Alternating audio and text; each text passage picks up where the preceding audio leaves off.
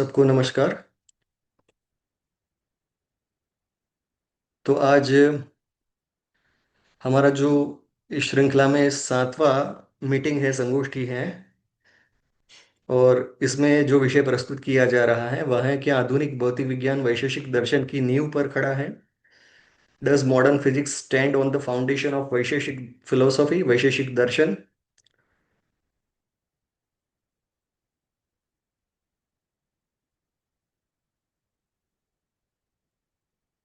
तो सबसे पहले मंगलाचरण करते हैं हम।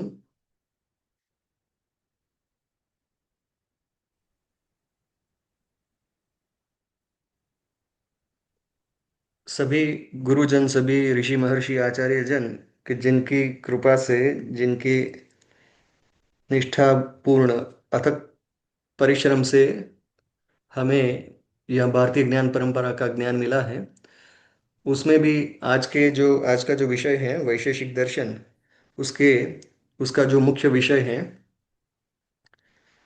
उसके जो आचार्य हैं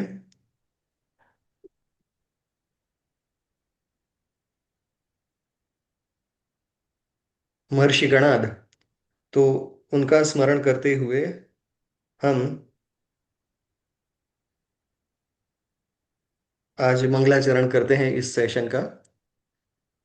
श्रीमान कश्यप वंशे भून् मुनिर्योग विभूतिमान भक्षयित्वा धान्य कणांश्चक्रे यस्तप उत्तमं तत एव हि काणाद इति ख्यातो भवद्भुवि। तस्याद्भुत तपश्चर्या परितुष्टो महेश्वरः कृपया अखिल वस्तूनां ज्ञानदृष्टिं व्यदात् शुभां। तेनैवाखिल मर्त्यानामुपकाराय निर्मितं दर्शनं कृत्स्नशास्त्रेषु प्रधानं युक्तिसम्भृतं। योगाचार विभूत्या यस्तोषयित्वा महेश्वरं चक्रे वैशेषिकं शास्त्रं तस्मै कणभुजे नमः। चक्रे वैशेषिकं शास्त्रं तस्मै कणभुजे नमः। तो जिन्होंने वैशेषिक शास्त्र का, वैशेषिक दर्शन का, भगवान महेश्वर अर्थात शिव महादेव की कृपा से इस दर्शन को समस्त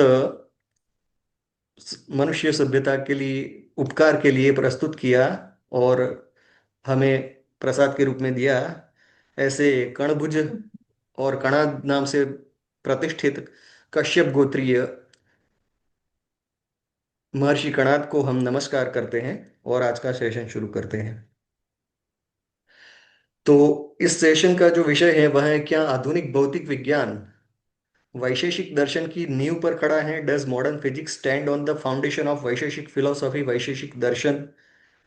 और इस विषय पर आज हम थोड़ा विचार करेंगे कि मॉडर्न फिजिक्स में ऐसा क्या है, खास करके जो आइडियाज हैं एटम, मैटर और ऑब्जेक्ट, और तीसरा जो आइडिया है मोशन का। तो परमाणु, पदार्थ या द्रव्य और गति, इन तीन जो ये तीन जो फिजिकल एंटिटीज हैं, इनके ऊपर विचार करते हुए हम वैशेषिक दर्शन में इसके विषय में क्या कहा गया है उस पर विचार करेंगे और उसका काइंड ऑफ कंपेरेटिव थोड़ा दर्शन, तुलनात्मक अध्ययन देखेंगे मॉडर्न फिजिक्स के साथ। और उसके बाद वैशेषिक दर्शन के जो आचार्य है महर्षि कणाद, उनका समय काल जो माना जाता है वे लगभग 600 BC कहा जाता है। ऐसा मॉडर्न एजुकेशन में, मॉडर्न या वेस्टर्न एजुकेशन में, वेस्टर्न वेस्टर्न रिसर्चर के द्वारा भी मान्य है कि 600 BC टू 200 BC के बीच कहीं पर, तो 600 BC मानकर हम चलते हैं।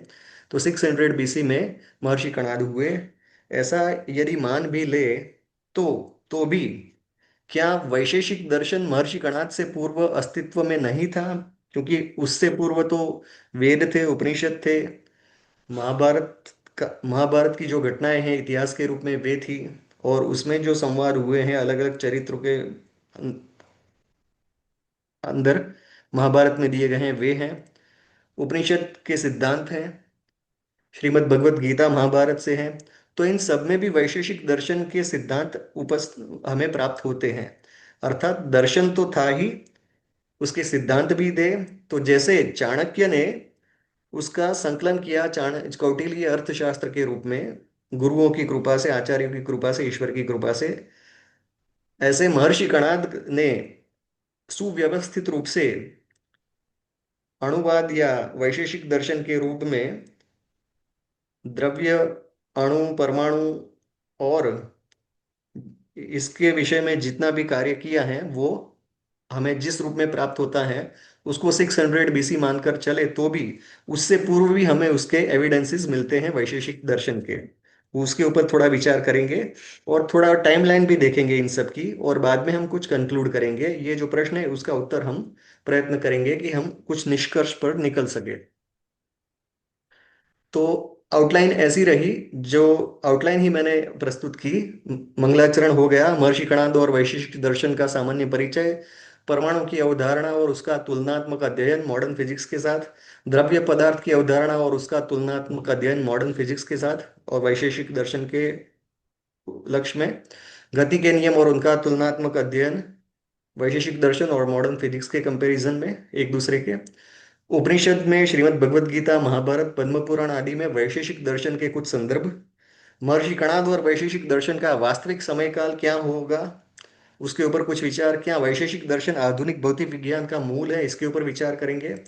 और विश्व में वैदिक वाङ्मय के प्रसार का एक दृष्टांत मात्र देखेंगे कि जैसे अन्य ज्ञान, विज्ञान, कला के जो विषय हैं, गणित हैं और अन्य विषय हैं, जैसे मध्य पूर्व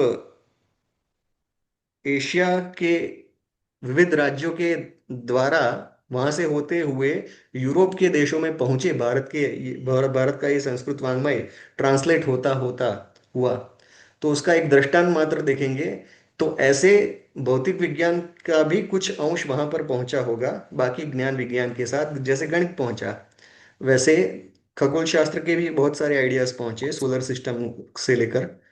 तो ऐसे भौतिक विज्ञान का भी कुछ भी पहुंचा होगा। फिर भी हम डाल्टन और न्यूटन को भी इस टाइमलाइन में रखेंगे और विचार करेंगे कि यदि हम भौतिक विज्ञान पढ़ाते हैं तो हमें शुरुआत कणाद से करनी चाहिए या फिर डाल्टन न्यूटन से करके फिजिक्स पढ़ाना चाहिए।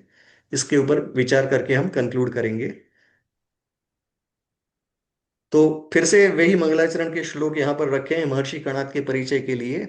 तो कश्यप वंशीय, कश्यप गोत्र में उनका जन्म हुआ था। और कहा जाता है कि अभी जो मिथिला प्रदेश है, बिहार और बिहार का जो मिथिला प्रदेश है, वहां पर उनका जन्म माना जाता है, वे वहां हुए थे। वे धान्य के कण खेत में से, जमीन पर से इकट्ठे करके उससे अपना भोजन बनाकर प्राप्त, अपना फूड, अपना भोजन प्राप्त करते थे। वे धान्य का, अनाज का संचय नहीं करते थे, और ना ही किसी तरीके से जीविका यापन करते थे। और अपना सारा समय ऐसे तपस्यामय जीवन उनका, कि जैसे पक्षी, कबूतर और आदि पक्षी जैसे खेत में जो धान के बीज, अनाज के बीज गिर जाते हैं, किसान उसको काट लेता है, बाद में जो गिरे हुए बीज जैसे पक्षी खा लेते हैं, वैसे ही उस पक्षी वृत्ति से, उस वृत्ति से, उसमें शास्त्र में उसका एक स्पेसिफिक नाम भी दिया हुआ है। तो ऐसी अयाचक वृत्ति से जो अपना जीवन निर्वाह करते थे, और ऐसी तपस्या के साथ उन्होंने जिनको तुष्ट किया था, महेश्वर को परितुष्ट किया था, ऐसे काणाद नाम के इस महर्षि की ये बात है। और ऐसी तपस्या के साथ ऐसा अद्भुत जीवन उन्होंने जिया और ज्ञान की उपासना की, महेश्वर की उपासना की, जिसके फलस्वरूप उनको ज्ञान दृष्टि महेश्वर महादेव ने दी, जिससे उन्होंने सभी जीवों के उपकार के लिए, सभी मनुष्यों के उपकार के लिए इस वैशेषिक दर्शन नाम का शास्त्र की रचना की। तो इसलिए उनको नमस्कार करते हुए ये स्तोत्र हमने मंगलाचरण में किया। वैशेषिक दर्शन का कुछ परिचय अगर दे, तो वैशेषिक दर्शन क्या है, तो यह भारतीय दर्शन के जो 6 आस्तिक दर्शन है उसमें से एक है। और उसका ये प्रधान माना जाता है, अर्थात इससे शुरुआत होती है ऐसा माना जाता है। और इसके प्रवर्तक महर्षि कणाद, जो पाश्चात्य मत अनुसार लगभग 600 ईसा पूर्व हुए, मतलब अभी से 2600 वर्ष पूर्व, 26 सदी पूर्व, 25 से 26 सदी पूर्व हुए, उन्होंने जो वैशेषिक दर्शन दिया वो एंशियंट फिजिक्स माना जाता है, क्योंकि रियलिज्म, यथार्थवाद और प्राकृतिक विज्ञान पर यह आधारित है। और इसका मुख्य उद्देश्य ब्रह्मांड के निर्माण खंड, जो बिल्डिंग ब्लॉक्स कहे जाते हैं, ऐसे परमाणु या अणु को लेकर इसमें विचार रखा गया है। और पंच महाभूतों से और कौन से द्रव्यों से ये ब्रह्मांड बना हुआ है, उसके ऊपर तार्किक विचार किया गया है। तो धर्म और विज्ञान के बीच का एक तार्किक सेतु ये बनता है, क्योंकि ये आस्तिक दर्शन में मान्य है। अर्थात इसके अनुसार ब्रह्मांड के कर्ता हैं ईश्वर, परमात्मा, ब्रह्म, जो भी कहें वो रूप में। और उस दिशा में ये आगे बढ़ता हुआ क्रमिक अभिव्यक्ति के रूप में, ये जो वैशेषिक दर्शन है, बाकी आगे दर्शन में जाते जाते वेदांत दर्शन में इसकी अंतिम चरम परिणति होती है उपनिषद सिद्धांत से। इसमें परमाणु की जो अवधारणा दी गई है, उसके ऊपर यदि हम सबसे पहले विचार करें, तो तो महर्षि कणाद के दृष्टिकोण में पदार्थ को विभाजित करते रहने पर एक ऐसी अवस्था आती है जिसे और विभाजित नहीं किया जा सकता, उसे परमाणु कहते हैं। जो ऐसे तो खुली आंख से इनविजिबल है, अदृश्य है, अविनाशी है, इंडिस्ट्रक्टिबल है, और नित्य है, एटर्नल है। तो ये वैशेषिक दर्शन का ये भाव है, ये दृष्टिकोण है। नित्यम परिमंडलम, तो वो नित्य कहा गया है वैशेषिक सूत्र 7.1.20 के अनुसार। वह परमाणु नित्य है और उसका आकार परिमंडल है, स्फेरिकल है। ठीक है। तो डाल्टन ने जो उसका डायग्राम दिया या जो धारणा दी परमाणुवाद की, मॉडर्न जो केमिस्ट्री का जो बेस बना, उसमें भी ये परिमंडल स्वरूप ही, स्फेरिकल ही बताया गया है। ठीक है।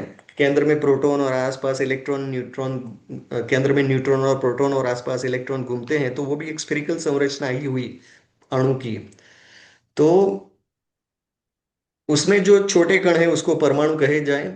और इसका आगे चलकर परमाणु शब्द बहुत सारे अन्य वेदादि शास्त्र के ग्रंथों में भी आता है। अणो और अणियान महतो मणि महीयान, तो जो वो विभु है, परमात्मा है, ईश्वर है, उनको भी अणु से अणु, अणु से भी सूक्ष्म, और महान से बड़ा और सूक्ष्म से सूक्ष्म, ऐसा विरुद्ध धर्माश्रयी चरित्र बताया गया है। आगे उपनिषद के अपने भाष्य में आदि शंकराचार्य जी कहते हैं कि ये जो आत्मा है वो परमाणु जैसा है, अर्थात अत्यंत सूक्ष्म है और पकड़ में नहीं आ सकता है। तो जैसे जैसे दर्शनों की क्रमिक अभिव्यक्ति होती है, उसमें ये परमाणु का डायमेंशन ये सेम ही रहता है कि वो अदृश्य है, अविनाशी है, नित्य है।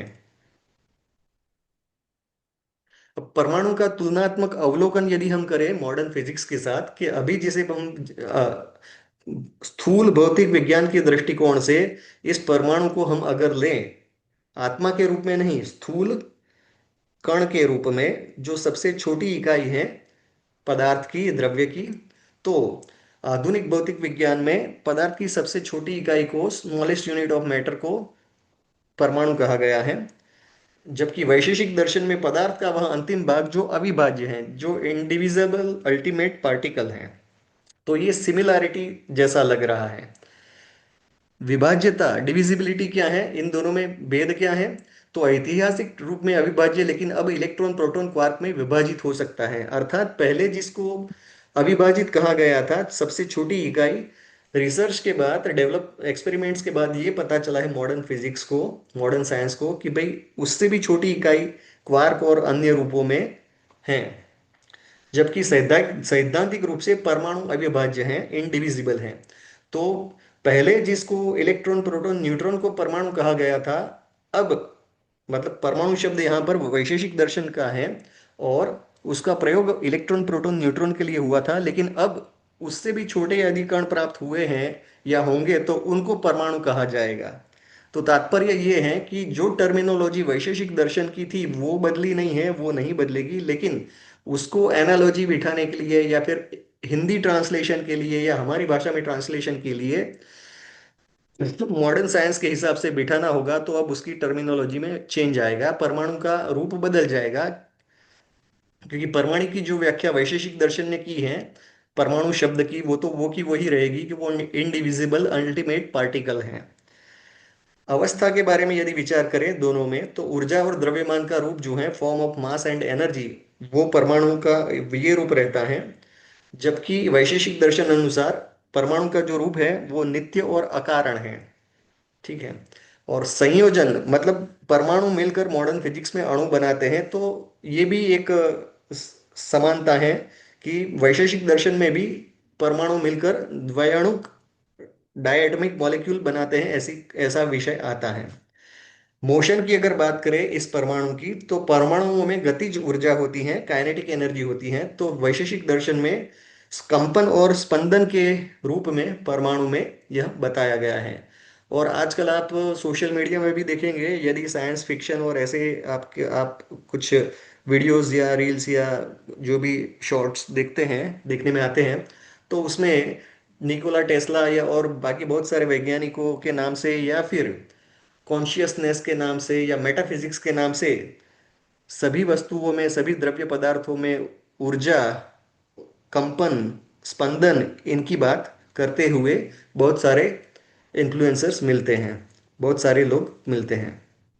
तो ये परमाणु का तुलनात्मक अवलोकन, तो वैशेषिक दर्शन की जो धारणाएं हैं, उसमें जो भाषाएं दी गई हैं, उसमें जो आइडियाज दिए गए हैं, उसका कहीं ना कहीं यहाँ पर विकास कहे या फिर उसका उपयोग हुआ हो, ऐसा हम मान सकते हैं, देख सकते हैं।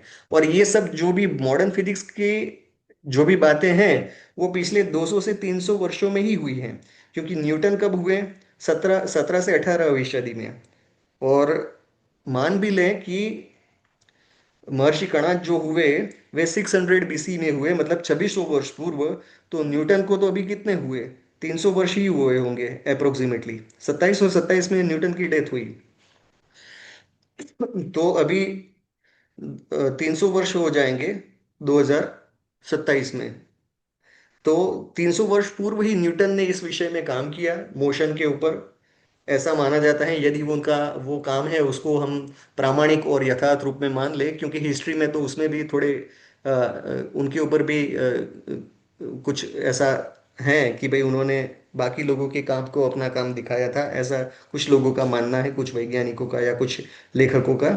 न्यूटन के बाद डाल्टन आए, जिन्होंने परमाणु सिद्धांत जो आधुनिक है, जो आधुनिक रसायन विज्ञान का आधार है, उसको प्रस्तुत किया। और वो हुआ 18 से 19वीं सदी में। डाल्टन ने 1803 में ये परमाणु सिद्धांत दिया। तो अभी केवल 200 से 300 वर्ष में ही हम जो ये सेकंड कॉलम देख रहे हैं आधुनिक मॉडर्न फिजिक्स की, परमाणु की अवधारणा, वो इन लोगों ने दी। और उसको हम वेस्टर्न एजुकेशन सिस्टम जो भारत में लागू हुई थी 1947 के बाद से, या उसके उससे पहले भी और बाद में चलती आई, उसमें यही पढ़ाते आए हैं।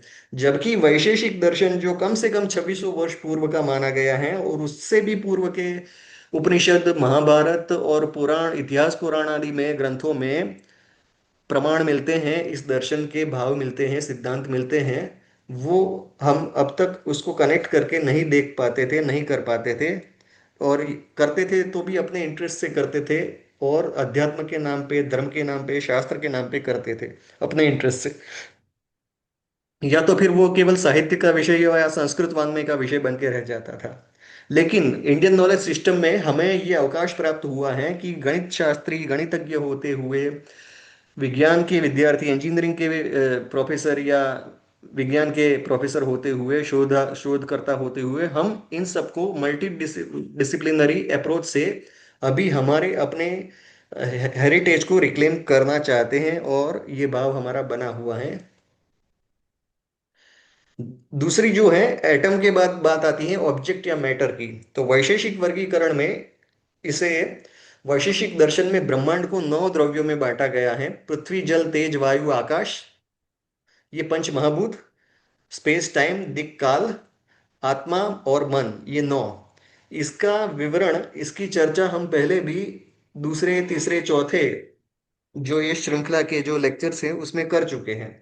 और संदर्भ के साथ, शायद इसी सूत्र का संदर्भ तब भी दिया गया था। तो ये जो है, ये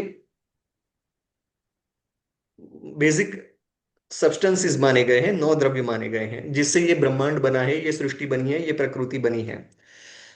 अब उसका कंपैरिजन हम करते हैं वैशेषिक दर्शन का के साथ मॉडर्न फिजिक्स का कोरिलेशन देखते हैं क्या है। तो मॉडर्न फिजिक्स जो है उसमें मैटर, द्रव्य या पदार्थ के 4 स्टेट बताए गए हैं, पांचवा स्टेट शायद आएगा ऐसा कुछ वो बोलते हैं या सुनने में आ रहा है। अभी स्पष्टता नहीं है उस विषय में आगे। सॉलिड, लिक्विड, गैस और प्लाज्मा। जबकि पृथ्वी सॉलिड है, जल लिक्विड है, तेज जो है वो एनर्जी या प्लाज्मा फॉर्म में है, और वायु गैस के रूप में है। तो ये फॉर्म ऑलरेडी वैशेषिक दर्शन में इस 4 रूप में प्राकृतिक रूप से सभी सभी के अनुभव की बात है। तो श्रुति, युक्ति और अनुभूति इन तीनों से प्रमाणित होकर ये जो सिद्धांत है कि पंचमहाभूत इस वैशेषिक दर्शन का या वैदिक दर्शन शास्त्रों का भाग है, वो इससे समानता दिख रहे हैं हमें, समानता इनमें दिख रही है। मतलब ये अगर इन लोगों ने मॉडर्न फिजिक्स में नहीं दिया होता तब भी ये हमें ज्ञात था, और हम ये समझते थे कि ये पदार्थ की अलग अलग स्वरूप हैं, पंच महाभूत है और उनकी ये अलग अलग अवस्थाएं हैं। तो पदार्थ की भौतिक अवस्थाओं का सटीक वर्गीकरण पहले भी हमें हजारों वर्षों से उपलब्ध था, वैशेषिक दर्शन में भी उपलब्ध रहा है। स्पेस एंड टाइम, तो स्पेस टाइम जो कंटिन्यूम है, दिक और काल, तो ये भी है। इसका भी स्पष्ट उल्लेख वैशेषिक दर्शन में और उससे पूर्व के हमारे वैदिक वाङ्मय में आचार्यों के द्वारा ये चर्चित विषय मिलते हैं। दोनों ने ही स्थान और समय को मौलिक वास्तविकता माना है, फंडामेंटल रियलिटी मानकर ये दोनों चलते हैं। तो क्या वैशेषिक दर्शन और भारतीय वाङ्मय ने ही, क्योंकि अभी 200 से 300 वर्ष पूर्व की ही बात है, अंग्रेज भारत में आए और अंग्रेजों की कॉलोनी एशिया में स्थापित हुई, फ्रेंच लोगों की कॉलोनी साउथ ईस्ट एशिया में स्थापित हुई। और क्योंकि साउथ ईस्ट एशिया भी तब अखंड भारत का ही भाग था, और वहां पर भी हमें हमारे जो वैदिक वाङ्मय है, संस्कृत वाङ्मय है, उसके रामायण महाभारत से लेके बहुत सारे दृष्टांत संदर्भ उस समाज में भी प्रचलित थे। वो धारणाएं और उन वो सब प्रचलित थे ही। शून्य का कोई शून्य जो मैथमेटिक्स में जीरो है, उसका प्राचीनतम अगर कोई शिलालेख या कोई आइकोनोग्राफी में मिलता है उल्लेख, तो वो कंबोडिया में मिलता है। और कंबोडिया में जहां पर मिलता है, जिस शिलालेख में वो मिलता है, वो किसी हिंदू राजा का है। आप चेक कर सकते हैं ऑनलाइन। तो तात्पर्य ये है, और संस्कृत में है वो, उसकी लिपि अलग है लिखने की, लेकिन भाषा संस्कृत रही है। तो कहने का तात्पर्य ये है कि ये जो भी है विषय, ये भारत में व्याप्त थे, प्राप्त थे। और इसी को उन लोगों ने पहले, उससे भी पूर्व 2-3 सदी से पूर्व, तो वो थ्रू मिडल ईस्ट बहुत सारा ज्ञान और साहित्य यूरोप तक पहुंचा था, और उसका प्रभाव रहा वहाँ की फिलोसॉफी और दर्शन आदि विषयों के ऊपर, कविताओं के ऊपर, वार्ताओं के ऊपर, बोध कथाओं के ऊपर, जैसे कि पंचतंत्र कैसे पहुंचाए हम देखेंगे आगे। तो 200-300 वर्ष में तो ये विषय वहां पहुंचना कोई बड़ी बात नहीं है। अगर 500, 700, 1000 वर्ष पूर्व भी भारत के ज्ञान के जो अमृत बिंदु हैं, वो थ्रू मिडल ईस्ट इतना व्याप्त था उसका। और भारत का भी अगर देखने जाए इकोनॉमिकली, जीडीपी में जो शेयर था, तो 2000 वर्ष पूर्व अबाउट 35%, 25 to 35% भारत का शेयर होता था वर्ल्ड जीडीपी में 2000 वर्ष पूर्व। 35% तक कहा जाता है, उसका भी डायग्राम अवेलेबल है, जो अंग्रेज काल में लगभग बहुत नीचे आ गया, तब तक तो बहुत नीचे आ गया था। तो कहने का तात्पर्य है कि ये वैशेषिक दर्शन के ही सिद्धांत हम मॉडर्न फिजिक्स के रूप में देख रहे हो, ऐसा नहीं लग रहा है। गति के नियम के विषय में देखें, लॉज ऑफ मोशन, वहां पर इसको कर्म के रूप में कहा गया है, लेकिन ये मनुष्य के कर्म के हिसाब से नहीं है। पदार्थों के, द्रव्य का जो कर्म है उसको, जड़ पदार्थों के मोशंस के लिए भी कर्म शब्द वहां पे प्रयोग हुआ है दर्शन में। तो मनुष्यों के कर्म के सिद्धांत से ये अलग है। तो महर्षि कणाद ने आधुनिक मतानुसार न्यूटन से लगभग 2000 वर्ष पूर्व, उससे भी 2000 से भी अधिक हुए अगर देखने जाए तो 2300 वर्ष पूर्व, पदार्थ की गति के सिद्धांतों का वर्णन किया। जब न्यूटन 300 वर्ष पूर्व पेड़ से गिरते हुए एक सेब से ये गुरुत्वाकर्षण को देखता है, उससे 2300 वर्ष पूर्व वैशेषिक दर्शन के ग्रंथ में धनुष और तीर की गति से, धनुष से छूटे हुए तीर की गति के द्वारा लॉज ऑफ मोशन बताए जाते हैं। आप विचार कीजिए कि कितनी अद्भुत बात है। आज भी मॉडर्न मैथमेटिक्स में या मॉडर्न फिजिक्स में, हाई स्कूल में और इवन कॉलेजेस में भी मोशन के अलग अलग प्रोजेक्टाइल मोशन पढ़ाया जाता है, लेकिन धनुष से छूटते हुए तीर का मोशन पढ़ाने में बहुत सारे फैक्टर्स को देखना पड़ेगा, फोर्सेस का विचार करना पड़ेगा, और उसके ऊपर कौन से फोर्सेस लगेंगे, तो वो थोड़ा और कॉम्प्लिकेटेड हो जाएगा केस। तो ऐसा केस मॉडर्न फिजिक्स या मॉडर्न मैथमेटिक्स में, मैथमेटिकल फिजिक्स में भी सीधे नहीं पढ़ाया जाता है। गति का तुलनात्मक अवलोकन अगर देखें न्यूटन के नियम और मॉडर्न फिजिक्स में और वैशेषिक सूत्रों के रूप में, तो प्रथम नियम जो है, वस्तु तब तक स्थिर रहती है जब तक बाहरी बल न लगे, ये मॉडर्न फिजिक्स के अनुसार न्यूटन का लॉ ऑफ इनर्शिया है। न्यूटन का लॉ ऑफ इनर्शिया कहा जाता है, उसके नाम से प्रचलित किया गया है और पढ़ाया जाता है। जबकि वैशेषिक सूत्र में ये भी दिया गया है, कर्म का कारण कोई दूसरा कर्म नहीं बल्कि संस्कार या बल है। संयोग विभागा वेगा नाम कर्म समानम। तो उसका अपने संस्कार के कारण या फिर बाहरी बल के कारण, फोर्स के कारण कुछ कार्य होता है, ऑब्जेक्ट के में मोशन आती है, मूवमेंट आती है। दूसरा जो नियम है, जो न्यूटन के दूसरे नियम से मॉडर्न फिजिक्स में प्रचलित है, बल संवेग परिवर्तन की दर के समानुपाती होता है, F equal to M A proportional to force proportional to acceleration, ऐसा कुछ। तो वेगो निमित्त विशेषात कर्मणो जायते, तो विशेष निमित्त से उत्पन्न होता है वेग, स्पेशल कॉज से, कोई कारण से, जिसे फोर्स कहते हैं, उससे गति और प्रवेग उत्पन्न होता है। तृतीय नियम है, प्रतिक्रिया की समान और विपरीत प्रतिक्रिया होती है। तो नोदनाभिघातात संयुक्त संयोगाच, तो क्रिया नोदन और प्रेशर और अभिघात के संयुक्त संयोग से होती है।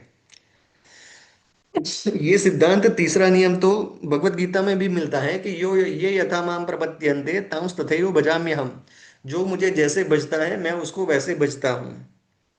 तो action and reaction are equal and opposite, अन्य रूपों में भी ये सिद्धांत प्राप्त होता है। कर्म का जो सिद्धांत है उसमें भी एक्शन रिएक्शन का ही सिद्धांत है, कि जैसा कर्म होगा ऐसा फल मिलेगा।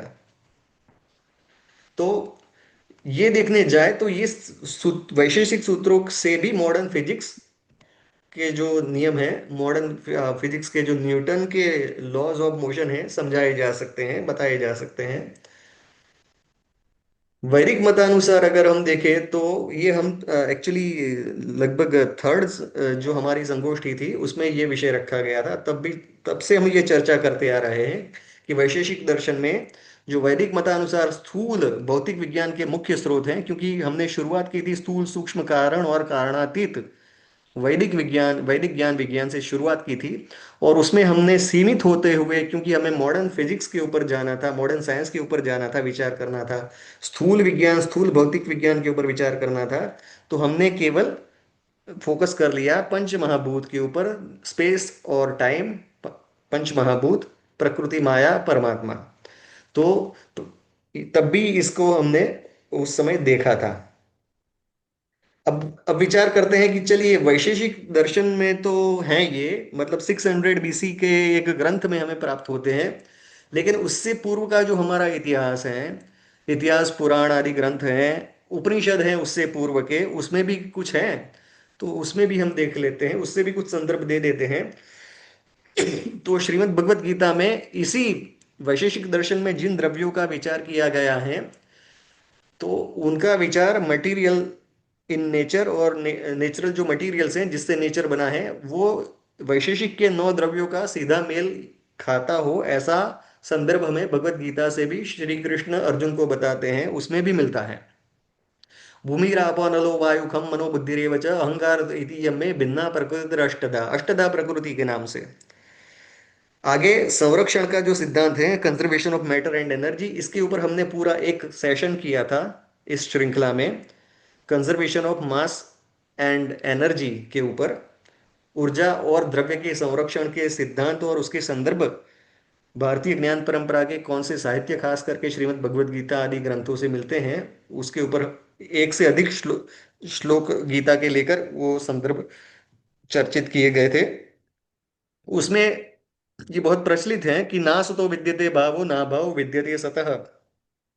तो असत का कोई अस्तित्व नहीं है और सत का कभी विनाश नहीं होता है। तो law of conservation of mass और एनर्जी को इसी श्रृंखला में पूर्व के व्याख्यान में ये बताया गया था। क्षमा कीजिएगा।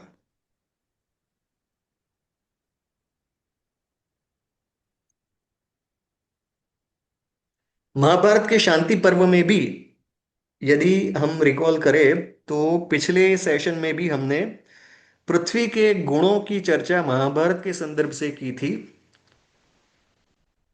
थियरी ऑफ ग्रेविटी में। पिछले मतलब पांचवें सेशन में। छठे में तो टाइम डायलेशन की बात थी, समय सापेक्षता की।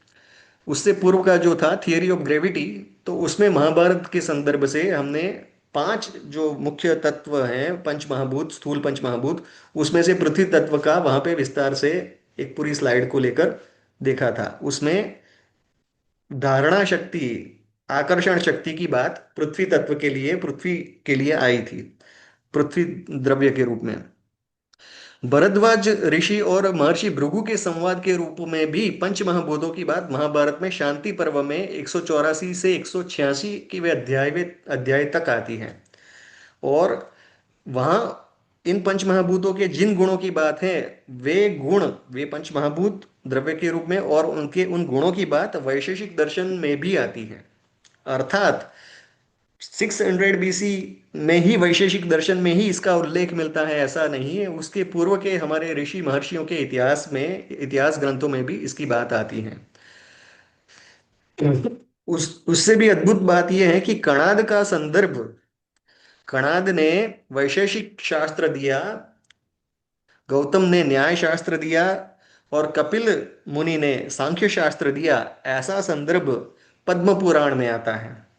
तो पद्म पद्म पुराण के संदर्भ से भी वैशेषिक दर्शन के आचार्य कणाद हैं, महर्षि कणाद हैं। और ये भी एक प्रश्न खड़ा करता है कि क्या कणाद 600 BC में ही हुए थे? क्योंकि इनके साथ जिनकी बात आती है, गौतम और कपिल की, उन्होंने ये जो दर्शन शास्त्र दिए हैं वे उनसे पूर्व हुए माने गए हैं। कपिल जी ने जो सांख्य शास्त्र दिया है उसका उल्लेख विस्तार से श्रीमद् भागवत में आता है। वो अपनी माता देवहूति को उसका विस्तार से प्रवचन करते हैं, समझाते हैं सांख्य तत्व। गीता में जो सांख्य योग है वो और ये सांख्य शास्त्र अलग हैं। षड दर्शन में जो सांख्य शास्त्र हैं वो और गीता का सांख्य योग अलग है। तो जो षड दर्शन में तीन दर्शनों की बात यहाँ पर कही गई, न्याय, वैशेषिक, सांख्य की बात यहाँ कही गई है, उसका संदर्भ पद्म पुराण में भी आता है। अर्थात पद्म पुराण में जो इतिहास दिया गया है उससे भी ये प्राचीन विषय है।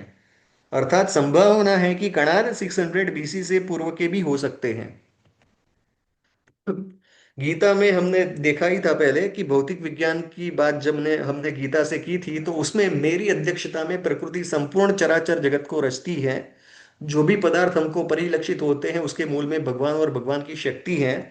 तो भगवान की शक्ति कौन, माया कौन, और पंच महाभूत, दिक् काल, प्रकृति, माया और परमात्मा, ये संदर्भ हमने इससे पहले भी श्रृंखला में भौतिक विज्ञान के विषय में इन जनरल बात करते हुए, मेकर और मेटर, मैटर दोनों एक ही तत्व हैं जिसे हम ब्रह्म कहते हैं, वेदांत दर्शन में जिसे ब्रह्म कहा गया है, उसमें भी ये बात आती है। निरालंबोपनिषद में भी आती है, वैशेषिक दर्शन में भी इन तत्वों की बात है, भगवत गीता में भी है। अब अगर महर्षि कणाद और वैशेषिक दर्शन का वास्तविक समय काल देखे तो ये जितने भी संदर्भ वैशेषिक दर्शन के अलावा के दिए गए, पद्म पुराण है, महाभारत है, महाभारत में भी भगवत गीता और उसके उसके अलावा का जो दृष्टांत है, और देखने जाए और उसको हम टाइमलाइन पे रखें तो न्यूटन जो अभी 17 से 18वीं शताब्दी, 300 वर्ष पूर्व हुए, आइंस्टीन जो अभी अभी अभी हुए हैं 100 150 वर्ष पूर्व, तो इन लोगों के द्वारा जो फिजिक्स के लॉज दिए गए और इनके बीच डाल्टन आ जाता है, परमाणु सिद्धांत आधुनिक जो है रसायन विज्ञान में भी लागू होता है, वो दिया है। तो उससे कितने वर्षों पूर्व, 2300 वर्षों पूर्व न्यूटन से महर्षि कणाद ने दिया हुआ मान भी ले हम एक बार, जो वेस्टर्न डेटिंग है महर्षि कणाद का वो, तब भी इतिहास ग्रंथ के रूप में महाभारत की मान्यता 3000 BC है। अभी हमने देखा पहली स्लाइड में, जिसमें तिथि और कली संवत लिखा था, 5126 कली संवत चल रहा है। तो 3100 वर्ष तो तब भी महाभारत 3100 BC जितना ईसा पूर्व हो जाता है। तो ऐसे महाभारत में जिसमें वो इतिहास है 3000 BC का, मतलब 5100 वर्ष पूर्व का, उसमें भी वैशेषिक दर्शन के सिद्धांत हमें यथारूप प्राप्त होते हैं। तो इससे विचार करना होगा कि दर्शन तो हमारे पास रहा ही है, वैशेषिक दर्शन महर्षि कणाद की अनुकंपा से, कृपा से हमें वह प्राप्त हुआ, एक सुव्यवस्थित ग्रंथ के रूप में, साहित्य के रूप में, दर्शन के रूप में, सिद्धांतों के समन्वय से, सूत्रों के रूप में। तो वो रूप में प्राप्त नहीं था तब भी, वो इंटरडिसिप्लिनरी, मल्टीडिसिप्लिनरी जैसे सारे इतिहास पुराण ग्रंथ हैं उसमें सारे सब्जेक्ट्स ऐसे ही मिलते हैं। तो ये इस रूप में मिलने के बावजूद हम न्यूटन, डाल्टन और आइंस्टाइन तक का ही फिजिक्स पढ़ें और उन्हीं को फिजिक्स का पूरा श्रेय स्कूल, कॉलेज, यूनिवर्सिटी में दे, ये कहाँ तक उचित है? तो क्या वैशेषिक दर्शन आधुनिक भौतिकी का उद्गम है? इसके ऊपर थोड़ा और अभी कुछ विचार करें हम। तो ऐतिहासिक साक्ष्य के अनुसार महर्षि कणाद 2300 वर्ष पूर्व, डाल्टन के 2400 वर्ष पूर्व होते हैं, 2400-2500 वर्ष पूर्व हो जाते हैं। और ग्रीस का दार्शनिक डेमोक्रिटस भी है, उसने भी कुछ ऐसे विचार दिए हैं फिलोसॉफिकल, लेकिन उससे भी पूर्व भारतीय वाङ्मय में, इतिहास में ये सारे वैशेषिक दर्शन के सिद्धांत प्राप्त होते ही हैं। और डेमोक्रिटस ने महर्षि कणाद जैसा कोई वैशेषिक दर्शन तो दिया है नहीं। दूसरा है तार्किक, अगर लॉजिकल एविडेंस, एविडेंस हम के रूप में हम विचार करें, तो विश्व को समझने के लिए 6 या 7 या फिर 9 तत्वों के क्लासिफिकेशन के रूप में भी मॉडर्न साइंस अभी काम नहीं कर रहा है, कॉन्शियसनेस को कंसीडर नहीं कर रहा है, मन को कंसीडर नहीं कर रहा है, माया को और ईश्वर तत्व को मॉडर्न साइंस अपने साइंटिफिक डेवलपमेंट्स में यूज नहीं कर रहा है। तो उसके अनुसार भी ये बहुत परिष्कृत सिद्धांत है वैशेषिक दर्शन का, कि जिसको अभी कॉन्शियसनेस स्टडीज के रूप में उसके सिद्धांत को लिया जा रहा है, उसके ऊपर विचार वेस्टर्न साइंटिस्ट में भी हो रहा है। और एक है कार्य कारण सिद्धांत, ये तो हर जगह लागू होता है, इसको मॉडर्न साइंस भी नहीं नकारता है कि दर हर एक कार्य का एक कारण होता है, कॉज एंड इफेक्ट। और वैदिक दर्शन जो भी हैं वैशेषिक से लेकर, उन सब में कार्य और कारण का संबंध तो बहुत प्राचीन है, मॉडर्न साइंस के से भी कई हजारों वर्ष पूर्व का है। पिछले 5वें सेशन में जो हमने गुरुत्वाकर्षण के ऊपर, गुरुत्व किस सृष्टि क्रम में किसका गुरुत्व, और प्रलय के क्रम में किसका गुरुत्व शेष रहता है, उस पर जो विचार किया था, उसमें हमने कॉजलिटी या कार्य कारण सिद्धांत की ही बात की थी। विश्लेषणात्मक साक्ष्य, एनालिटिकल एविडेंस भी देखे तो सत का, एग्जिस्टेंस का कभी विनाश नहीं होता, केवल रूप बदलता रहता है, ट्रांसफर होता रहता है, conservation of energy and mass. तो ऊर्जा संरक्षण के नियम रूप में भी ये नियम हमें महाभारत के रूप में गीता में बहुत बार मिलता है, और अन्य उपनिषद सिद्धांतों में भी वैशेषिक दर्शन के साथ साथ मिलता है। तो क्यों ये ना माना जाए कि 2300 वर्ष पूर्व, 2400-2500 वर्ष पूर्व दिया गया वैशेषिक दर्शन महर्षि कणाद द्वारा, वो आधुनिक भौतिकी का उद्गम है, मॉडर्न फिजिक्स का सोर्स है, ओरिजिन है। और अंग्रेज भारत में आए, उन्होंने भारतीय साहित्य को अपने में ट्रांसलेट 200, 300, 400 वर्ष पूर्व करना शुरू कर दिया था। ऐसे भी 16वीं 17वीं शताब्दी में वहाँ की जो शैक्षणिक संस्थाएं हैं उसमें संस्कृत चेयर बनाना शुरू कर दिया था उन्होंने 17वीं शताब्दी तक। तो ऐसे भी संदर्भ मिलते हैं। और उसके बाद ही ये न्यूटन, डाल्टन ने ये सारे सिद्धांत दिए हैं। तो कहीं ऐसा तो नहीं कि वैशेषिक दर्शन के ट्रांसलेशन के बाद, उसको देखने के बाद उन्होंने इस सिद्धांतों का आविष्कार किया और खुद से क्रेडिट ले लिया हो, और अभी तक लेते आए हैं, तो हमें अपनी इस हेरिटेज को रिक्लेम करना है। विश्व में वैदिक वाङ्मय का प्रसार का एक दृष्टांत मात्र अगर देखें, तो संस्कृत में जो 500 बीसी एटलीस्ट पंचतंत्र की कथाएं मानी जाती हैं हितोपदेश के रूप में, उस पंचतंत्र की कथाओं को थ्रू मिडल ईस्ट आप इस इमेज में देख सकते हैं कि पहले वो सेकंड नंबर पे, कहीं एक नंबर संस्कृत का है, वहां से पल्हावी में उसका ट्रांसलेशन हुआ, पर्शिया गई। वो जो वार्ताएं हैं, वो कथाएं हैं, बोध कथाएं हैं। और उसका इतना प्रचार प्रसार हुआ, इतना इंटरेस्ट सोसाइटी को अलग अलग कल्चर्स में हुआ कि वो Arabic, Greek, Spanish, English, Italia, French और जर्मनी तक उसका ट्रांसलेशन हुआ। और देखने जाए तो ये जो क्रम रहा, वो मैं बोला उसका उल्टा था। तो सबसे प्राचीन जो उसका ट्रांसलेशन हुआ पल्हावी में, और अंत में वो 500 बीसी से शुरुआत हुई उसकी, वहां से प्रसार की, भारत से प्रसार होने की, थ्रू लैंड रूट्स, जो ट्रेड का रूट था उसके द्वारा। और 19वीं शताब्दी तक उसका प्रचार प्रसार और ट्रांसलेशन जर्मनी तक होता रहा। तो 17वीं और 18वीं शताब्दी और 19वीं शताब्दी में न्यूटन डाल्टन ने जो सिद्धांत गति के या फिर परमाणु के दिए, क्या उसका ये ट्रांसलेशन होते होते हुए मॉडर्न फिजिक्स का ये अभिरूप जो हम पढ़े हैं और पढ़ाते हैं वो नहीं बना होगा? तो इन सब को देखते हुए इन सब के ऊपर एक शोध कार्य आवश्यक है कि हिस्ट्री ऑफ मैथमेटिक्स के ऊपर, जैसे आईआईटी गांधीनगर और आईआईटी बॉम्बे मिलकर कार्य कर रहे हैं, संयुक्त प्रोजेक्ट कर रहे हैं, ऐसे हिस्ट्री ऑफ फिजिक्स के ऊपर भी बहुत बड़ा कार्य होना चाहिए, यदि भारत में कोई संस्थाएं ये नहीं कर रही हैं तो। और ये जैसे संदर्भ मिलते हैं कि भाई पंचतंत्र का इतनी इतनी लैंग्वेजेस में इतनी प्राचीन प्रतियां मिली हैं, तब जाके ये कंक्लूड हुआ है। ऐसे ये तो 300-400 वर्ष का ही हमें चेक करना है फिजिक्स के लिए, तो कि भाई न्यूटन डाल्टन तक कौन से ग्रंथ का कैसे ट्रांसलेशन होकर पहुंचा था, कहीं वो वैशेषिक दर्शन तो था नहीं। तो इसका निष्कर्ष क्या निकलता है कि वैशेषिक दर्शन केवल एक दर्शन नहीं बल्कि आधुनिक भौतिक विज्ञान की नींव है। महर्षि कणाद ने बिना आधुनिक उपकरणों के केवल तर्क और अंतर्दृष्टि और चेतना की दृष्टि से, कॉन्शियसनेस से, और अपने सूक्ष्म शरीर, सूक्ष्म भाव से, परमाणु और गति के और परमात्मा की कृपा से, अपनी तपस्या से, जो हमारी भारतीय कल्चर का रहा है, और जिस प्रकार से 64 विद्या और 32 विद्या और 64 कलाओं का ज्ञान हमारे ऋषि महर्षियों ने प्राप्त किया, तो उनके द्वारा परमाणु और गति के जिन नियमों को खोजा, प्राप्त किया, वे आधुनिक भौतिक विज्ञान की आधारशिला के समान है, आधारशिला ही है। हमें अपनी प्राचीन वैज्ञानिक विरासत पर गर्व और आधुनिक भौतिक विज्ञान के प्राचीनतम स्वरूप में इसे प्रस्तुत करना चाहिए।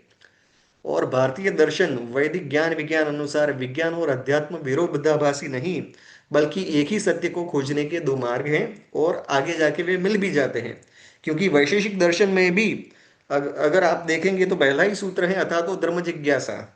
तो धर्म का एक अर्थ गुणधर्म भी होता है, कैरेक्टरिस्टिक भी होती है। तो हाँ, कंक्लूजन ये है कि आधुनिक भौतिक विज्ञान वैशेषिक दर्शन की नींव ऊपर ही खड़ा है। Yes, modern physics stands on the foundation of Vaisheshika Darshan, definitely. और आइए हम मिलकर इसके ऊपर कार्य करें और इसको प्रूव करें। Thank you.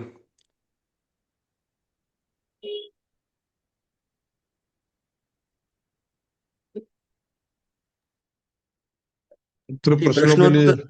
जी, प्रश्नोत्तर चर्चा हाँ। विमर्श संवाद के लिए स्वागत है सबका।